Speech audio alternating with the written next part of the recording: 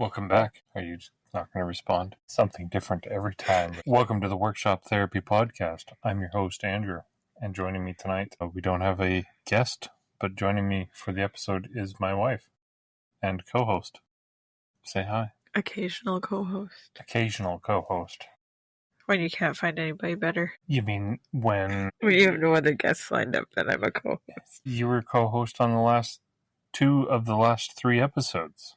That's true. With guests. That is true. And I'll have you know, both of the guests thought you were better than me, so.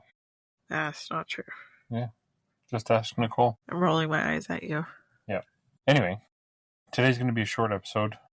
A lot is going on right at the moment, and kind of recording at the last moment, but thought we'd have a brief conversation about the importance of communication. Do you want to share your lack of communication story? No, I don't know if I want to share it or not. I don't know. My week has gotten. I had a busy week anyway. This is like an end of semester for my master's course this week, and I don't know, just a lot of things going on, and new month starting, stuff with the kids, stuff with school, and then somebody forgot to inform me about your principal. Yes, but I don't. But if she listens, I don't want her to feel bad. Someone forgot. She knows that she forgot. She's not going to feel bad. This is just all right. So she forgot to. It was overlooked because my school is very small and hasn't been visited by the Board of Trustees in many years. I found out at 5:30 last night that the Board of Trustees was coming to the school to visit and expecting like a presentation of learning today. So I'm exhausted. All the other schools have been prepping for 2 months. Yeah, I've known for 2 months, and we're getting everything ready. And I had one evening, 12 hours ish, and ducks outside, or geese, ducks. That's how tired I am. Geese, it's ducks. By, yes. Yeah, and I'm a bit of like a panicker anyway. Bit. I suffer with perfectionist tendencies. And severe anger. Yeah. So anyway, it's just been a long week, and we've had like pressure changes, and I've had a migraine off and on every day this weekend. So it's been a long week. It's been a busy week. And when you throw changes, if you're a teacher or know somebody who teaches or have children, you know that when you throw a change at them last minute, especially when you have kids on the spectrum, it doesn't go well. It turns into a panic disorder. Well, and like, to be totally frank, if you're in that panic situation, they pull it together and you look great. And people are like, oh, you didn't look nervous at all. I'm like, I wanted to throw up and pass out at the same time this morning. Like, this is how, and they're like, I would never have known that. Yep. I'm very good at masking that. But then everything falls apart afterwards, right? Like, so the visit I think it went pretty well. I don't know. Find out tomorrow. What, did they give you a grade or something? I don't know. I just, hopefully they won't fire you. Yeah, hopefully they don't do that. But I mean, like, hopefully they have positive comments to tell the principal about the visit there. And then, because my principal is not at my school. She's at another school. Anyway, hopefully there's positive comments. Hopefully it all went well. I think I'm so proud of these kids. Like, they're just the best. They really are. They're all the best. But it's like, hang on, my train just derailed. So tired I am. It's just like we had a great morning, and we got it all together, and we got all the displays up, and we sang songs, and we presented things, and it was really, I think it was pretty good for a last minute effort. And then like the afternoon just fell apart because they were all done, because they'd put all of their, like, and this is something we talked about before, right? Like, other people put 70% in, they're like, nope, we're good enough here. Whereas I think every kid and me put in 150+% this morning. And so then the afternoon we were all like burnt out and grumpy, and like, you know, you like look at each other and you're just like, ugh. Stop making that noise. I'm just breathing. Yeah. Well, stop it. Yeah, so we had an extended recess and a little bit of extra time doing things like that to try and like moderate and get things back down to normal level. So then tomorrow we're back on normal schedule. Oh, and we've had like new kids in class this week too, which is added to because of when we changed routine on Monday, and then another change today. So it's just a lot for this week. It's been a lot this week, and communication. And the weather has been wonderful. It's been really nice. Yeah. He So wants all to the be in kids school are- anyway. All the kids are wanting to jump outside and run They around all and be have spring hoodlums. fever. Yeah. But anyway, it's like, yeah. And I think I wanted to talk about communication last week with what I was studying in my master's last week. But I honestly I am drawing a large blank on what it was, except to talk about there's different ways that all of us communicate. And something that I've learned in this class that's just been on communication is we all communicate at so many different ways that you don't realize. And like verbal cues, but also visual cues. And you can think that you're doing something and your face is saying, do not that thing.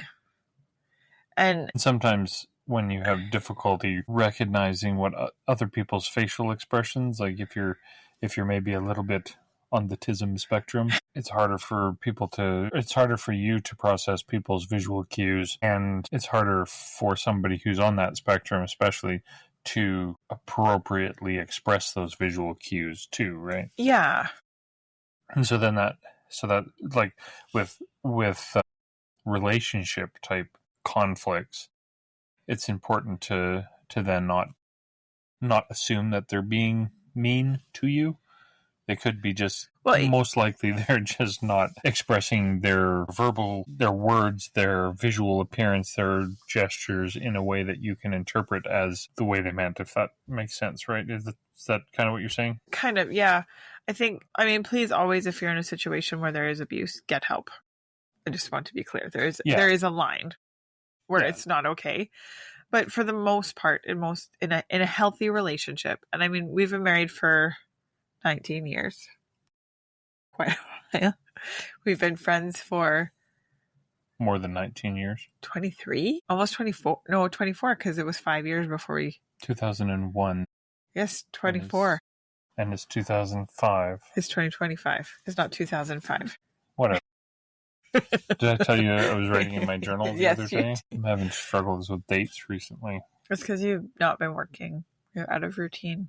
It's true. No. Okay, so back to the train of thought where I was. So we've been married for 19 years. We've been friends for 24 years.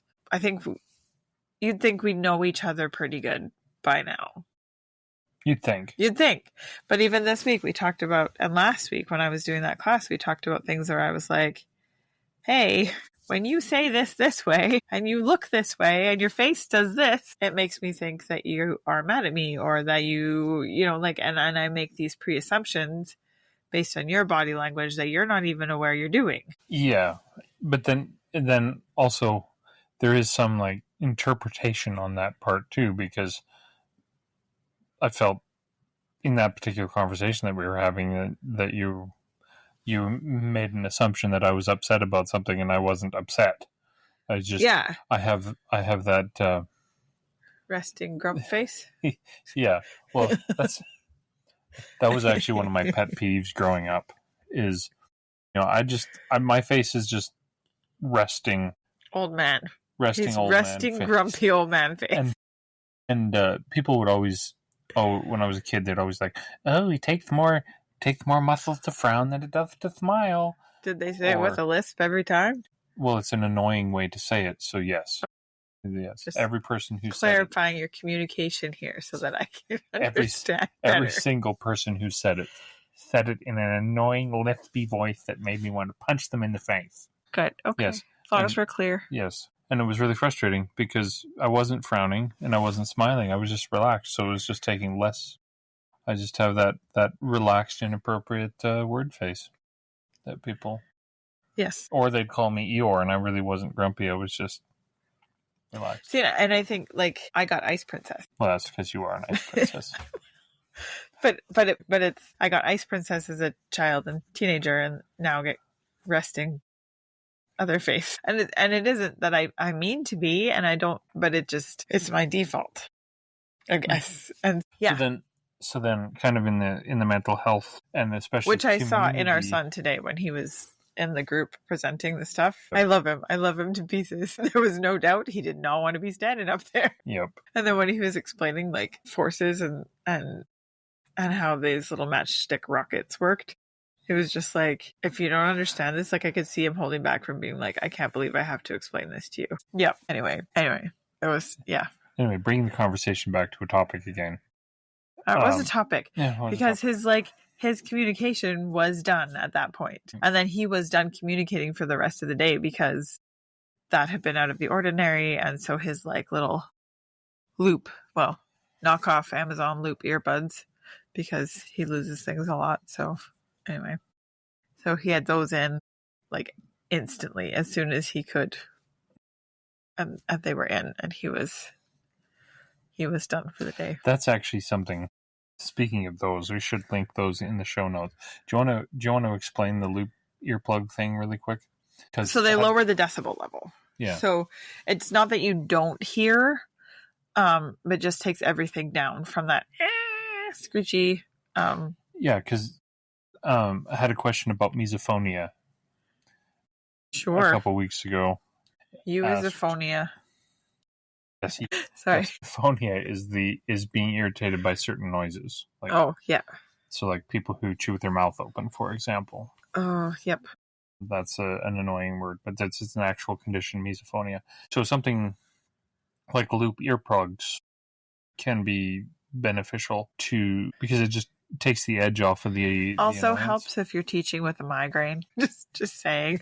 Yeah, and they do, and I will use them. Or if like you're doing something particularly loud or have loud children, like friends, when your kids have friends over, loop earbuds are your friend. I've just put on the full-on hearing protectors when their kids come over. Yes, but some of us like to listen for safety.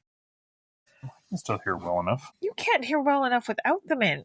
What? You want to repeat that? I didn't hear you. Yeah, pretty much. Anyway, so that's something that if you do find yourself overwhelmed with sound but we use the loop earbuds. But we were talking about this in my master's class a couple weeks ago, because a lot of people are putting on like those big ear. Yeah, and that's where I was going to go next is the big headphones to like block out the sound, and then they put music in them or whatever. And they're actually worrying. One of the girls, she works with the nurse at her school, is a audiologist.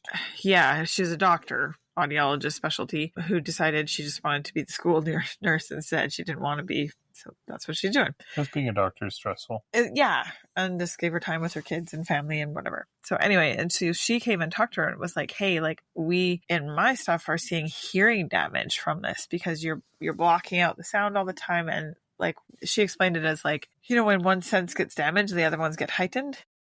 Yeah, so you start losing it. So it's actually causing hearing damage. So her recommendation was no more than 30 minutes a day for kids under 12. Yeah, so it's like brain plasticity. If you're blocking out all the noise, then you're effectively decreasing your brain's ability to use sound, and so then you'll potentially have some hearing loss as a result of just brain plasticity. Nothing wrong with your ears, you just can't hear anymore because your brain's not using it as well. And so that's where something like loop earplugs, if you do have misophonia or noise sensitivities but not like needing hearing protection, is something useful, because it takes the edge off of sound and blocks out those kind of high-pitched irritating buzzes and things like that sometimes bother people. Yeah, so like in the conversation we were also talking about how one girl was talking about a child that she has where he's not able to take his hands out of his ears because the sound bothers him so much,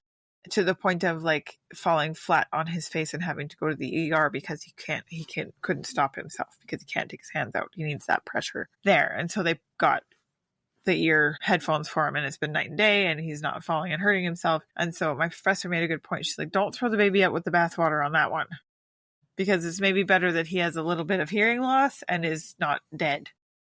Yeah. Well, right. And that's... So there's those things to kind of juggle. And so that's where I think like if you can do things like trying the loop earbuds that aren't blocking everything, start there. And if that works for you, awesome. And then start finding some other techniques and building on that, building into, knowing when you need sensory breaks or whatever that is. For all of us, neurodiverse or not, we all have a level where it's too much, right? So, and that's where, going back to our original kind of topic, communication is important, and finding ways to lower environmental irritations, but Yep. still giving yourself the ability to communicate can really help with a sense of isolation and a sense of connection with people as well. Yeah, and so like on that, just think about ways right now you communicate with yourself or your partner or interact with your digital community, and are those ways working for you, or do you get accused of resting crump face or whatever? And then maybe start, it can be super uncomfortable. I had to do it when I was a music major. Often we had to perform, we'd have to practice in front of a mirror and see what our face was doing, and that was also suggested in teaching, like practice what you're going to do in front of a mirror so you can see what you're doing and how you're. It's very uncomfortable, and I hate it, and you know how much I don't enjoy looking at faces in general. Well, eyes are a problem. Stop doing that. Eyes are a problem for me. Just looking at you. You know what, one of my favorite things, and you'll hate it, but it's my, I always think about it, is one of the first things when we were just like friends, we'd been friends for a few months, and you're like, you're one of the only people who's never mentioned that my eyes are two different colors. And I really appreciate that. I'm like, in my head, I'm like, never looked at your eyes to know that. Yeah. I mean, there's a significant height difference between us, but also, nope, not something that comes up on my radar. Yeah. Not my thing. Communicate. It's very, very clear. And that's actually something just on your rant about practicing and stuff like that. I'm reading through a book called The Art and Science of Connection, or The Art of Connection, whatever it's called. It's an interesting book. Anyway, but it talks about how social health is very important. And one of the things that she talks about in the book is assessing where you're at and then making improvements from there, rather than assuming, she uses the example of like social butterflies versus wallflowers and that spectrum of people, obviously. But I think the pattern applies to more than just social health. It applies to everything else as well. And so when you're recognizing that you're having an issue with communicating in some way, then just take a little bit of a step back and try behavioral experiments of, like, maybe if I smile a little bit more, or maybe if I look at somebody in the eye when I'm talking to them, or whatever your particular experiment you want to try is. Well, and I think that's exactly it, though, because then you're learning to change patterns of behavior in small and manageable ways, and not masking up like a crazy person like I did today and then dropping hard in the afternoon because, wow, that was a lot. So don't put on a show is what I'm saying with it. Just change it in some way that feels comfortable to you. And you do the same thing with sound problems as well, the loop earplugs, and if that doesn't work, then put in your maybe noise canceling headphones or whatever. But yeah, but you're super tired. I'm tired. I was installing Windows today, which was fun and good and useful. I helped you install one. You did help install a window. I was very impressed that you didn't throw up from dizziness and fall out of the window to your death. It was close. It's touch and go. I just about puked on you when you were lifting that. And you weren't even the one that was outside on the platform. I could not. I couldn't do it. You're like, you can come out here. Nope, not happening. Yeah. See, I communicated clearly that was not okay. I was impressed at your level of communication. No, and I think on that, as this is like the maker community, a lot of people, but workshop therapy, a lot of us struggle with the isolation that you're talking about, and that communication piece is hard. And don't be afraid to change small things, to make little changes, and to not put pressure on yourself that you have to do everything all at once, that you have to have friends or you have to be this, because lots of us are introverts and we like our own space and we like to do our own things, and that's okay. But even introverts, like that book was talking about, you were saying, you still need a level of social interaction for your health, for your health. Yeah. I mean, we can go down that rabbit hole too. Yeah, I've got tons of communication I would like to talk about when I'm not. Yeah, well, let's wrap it up. Let's wrap it up for tonight then, because maybe I'll plan something and do a better episode for you.